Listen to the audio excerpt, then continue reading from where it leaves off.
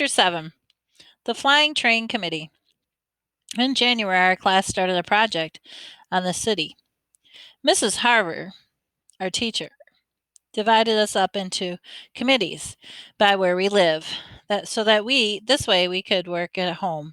My committee was me and Jimmy Fargo and Sheila. Our topic was transportation. We decided to make my apartment the meeting place because I'm the only one of the three who has got his own bedroom.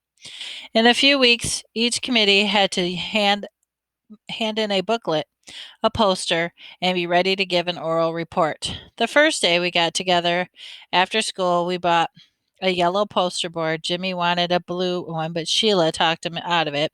Yellow is much brighter color, she explained. Everyone will show up on it. Blue is too dull. Sheila thinks she's smarter than me and Jimmy Fargo together, just because she's a girl. So right away, she told us she would be in charge of our booklet, and me and Jimmy would do most of the poster, as long as we check with her first to make sure that she likes our ideas. We agreed, since Sheila promised to do 10 pages of written work, and we would only have to do 5. After we bought the yellow poster board, we went to the library. We took out 7 books on transportation. We wanted to learn all we could about speed, traffic, congestion, pollution, and we arranged to meet on Tuesday and Thursday afternoons for the next 2 weeks. Our first few committee meetings turned out like this. We got to my place by 3:30, had a snack, and played with the dribble for a half an hour. Sheila gave up on cooties when Fudge lost his front teeth, but it still isn't much fun to have her hanging around. She's always complaining that she's got stuck with the worst possible committee, and that me and Jimmy were more than we work. They only put up with her because we have no choice. Sheila and Jimmy have to be home for supper before 5:30, so at 5 o'clock we start cleaning up. We kept our equipment under my bed in a shoebox. We have a set of magic markers, Elmer's glue, Scotch tape, a really sharp pair of scissors, and a container of silver sparkle. Sheila carries our committee booklet back and forth with her. She doesn't trust us enough to leave it at my house. The poster board fits under my bed along with the supplies. We stack the library books on my desk. The reason I make sure we clean up good is that my mother told me that if I left a mess, we'd have to find someplace else to work. By the third meeting, I told Jimmy and Sheila that I'd figure out the solution to New York City's traffic problems. We have to get rid of the traffic, I said. There shouldn't be any cars or buses or taxis allowed in the city. That way, all we really need is a citywide monorail system. That's too expensive, Sheila said. It sounds like good, but it's not practical. I disagree, I told Sheila. It's very practical. Besides, getting rid of traffic, it'll be getting rid of air pollution, and it'll get all people where are going a lot faster. But it's not practical, Peter, Sheila said again. It costs too much. I opened one of the books with transportation and read it to Sheila a quote. The monorail system is the hope of the future. I cleared my throat and looked up. But we can't write a report just about the monorail, Sheila said. We'll have to be able to fill 20 written pages with that. We can write big, Jimmy suggested. No, said Sheila. I want a good mark on this project. Peter, you can write about 5 pages about the monorail system and how it works. Jimmy, you can write about 5 pages on or 5 pages about air pollution how caused by transportation, and I'll write 10 pages on the history of transportation in the city. Sheila folded her arms and smiled. Can I write big? Jimmy asked. I don't care how big you write as long as you put your name in 5 pages, Sheila told him. That's not fair, Jimmy said. This is supposed to be a group project. Why should I have to put my name on 5 pages? Then don't write big, Sheila shouted. Okay, okay. All right, so small, Mrs. Haver will have to need a microscope to see the letters. Very funny, Sheila said. Look, I told both of them. I think all our written work should be done in the same handwriting. That's the only fair way. Otherwise, Mrs. Haver will know who did what, and it won't be a group project. Say, that's a good idea, Jimmy said. Which one of us has the best handwriting? Me and Jimmy looked at Sheila. Well, I do have a nice even script, Sheila said, but I'm going to copy over what you've written the work better. Give it to me by next Tuesday. Otherwise, I won't have enough time to do the job. And you two better get going on your poster. Sheila talked to them like she said like she was the teacher and they were the kids. Me and Jimmy designed the whole poster one ourselves. We used the pros and the cons of each kind of transportation, and it was really clever. We divided a chart into land and sea and air and planned an illustration for each, with the airplane done in silver sparkle and the letters done in red blue magic marker. We got halfway through the lettering that day. We also sketched the ship and the plane and the truck. When Sheila saw it and asked, "Is that supposed to be a train?" "No," I told her, "it's a truck." "Well, it doesn't look like one," she said. "It will," Jimmy told her, "when we're finished." "I hope so," said Sheila, "because right now it looks like a flying train."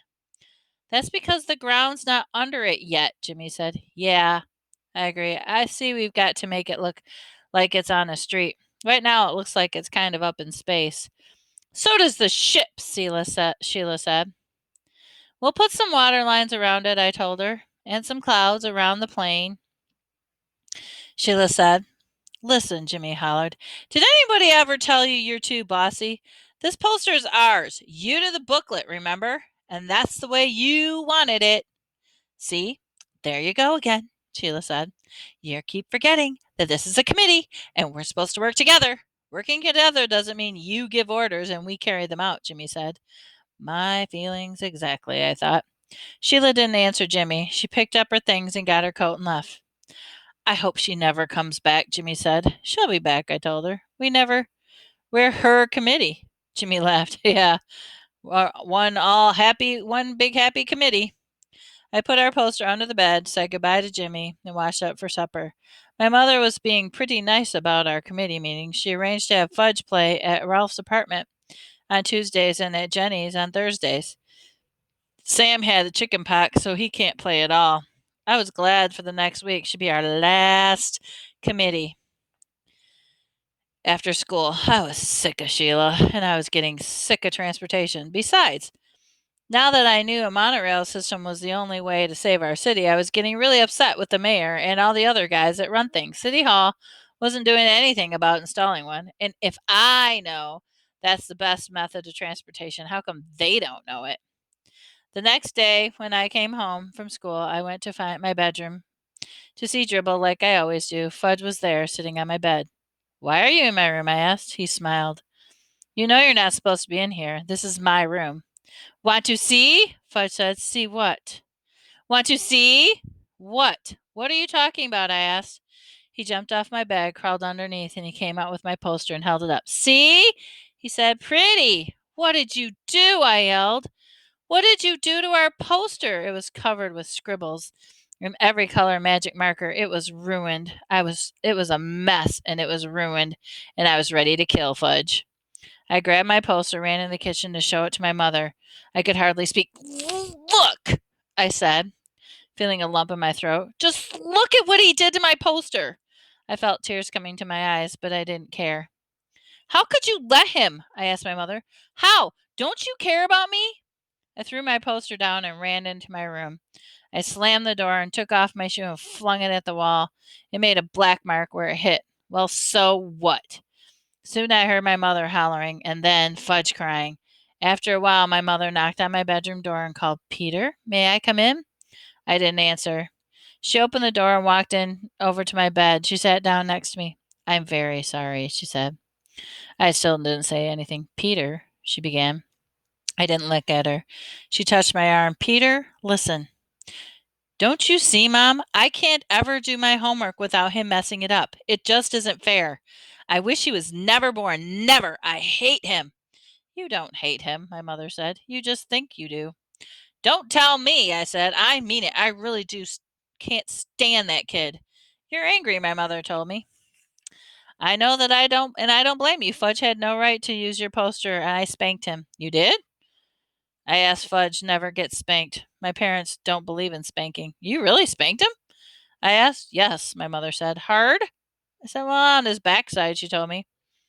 I thought that over. Peter, my mother put her arm around me. I'll buy you a new poster board tomorrow. It was really my fault. I should have never let him into your room. That's why I need you to lock my door, I said. I don't like locks on doors. We're a family. We don't have to lock each other out. If I had a lock, Fudge wouldn't have gotten in my poster. It won't happen again, my mother promised. I wanted to believe her, but really I didn't. Unless she tied him up, I knew my brother would get into my room again.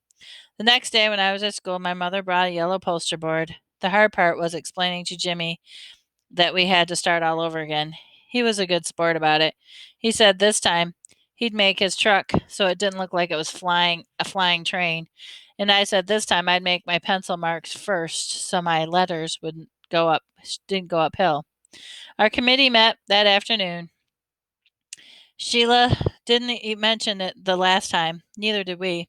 Me and Jimmy worked on the poster while Sheila copied our written work into the booklet.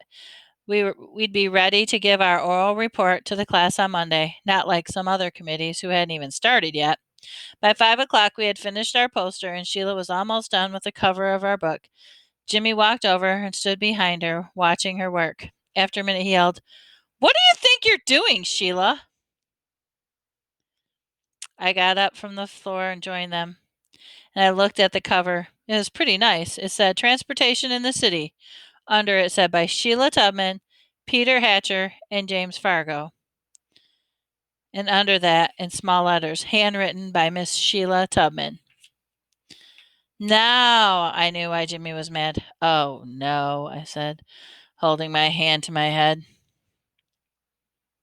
"How could you?" Sheila didn't say anything. "It's not fair," I told her. "We didn't put our names on the poster." "But the cover is all done," Sheila said. "Can't you see that? I'll never get the letters so straight again. It looks perfect." "Oh, no," Jimmy shouted. "We're not handing that booklet in like that. I'll rip it up before I let you." He grabbed the booklet and threatened to tear it in half. Sheila screamed, "You wouldn't! I'll kill you! Give it back to me, Jimmy Fargo!" She was ready to cry.